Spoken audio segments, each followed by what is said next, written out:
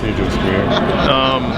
You know, David last year in the first half was, you know, close to as good as he's ever been, and obviously had the wrist thing.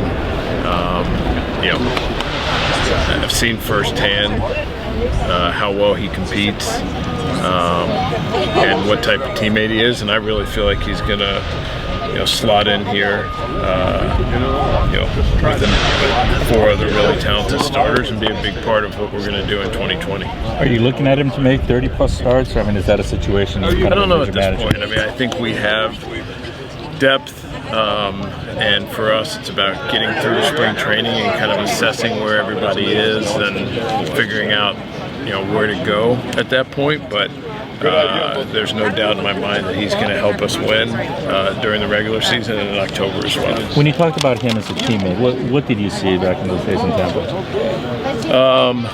He just in the clubhouse, you know, the support he showed his teammates when other starters would be throwing their sides, he'd be out there watching.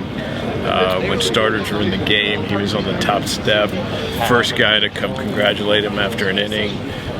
You know, a lot of times guys go in the clubhouse and check their phone and do things. David is locked in on the 4 days he's not starting and being an extremely supportive teammate, and I think that really rubs off. It created, you know, a really special culture among our starting pitching group that he was a huge part of. And so, you know, the talent is evident, what he does on the mound every 5th day, but those are things that really stood out to me from my time with him, and look forward to him continuing that here. You don't think the money changed him?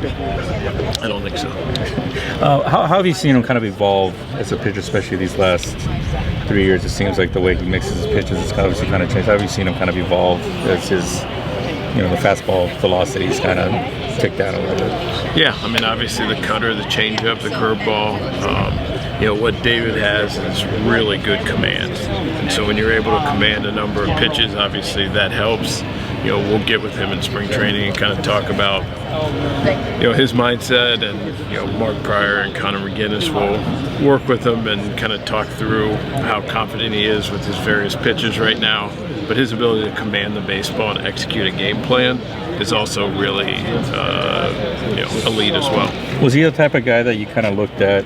You know, I know the right guys have come here and you guys have worked on their pitch mixes and stuff, and you've been able to kind of help guys reinvent themselves. Is he one of those guys that you maybe saw, okay, we can help this guy a little bit? Or I mean, it's easy from afar. I think talking to guys, getting a feel for their thought process, comparing it with ours, you know, it's a collaborative process, and so I'm sure throughout spring we'll have those conversations and kind of figure out, you know, where he'll be to start the year. It seemed like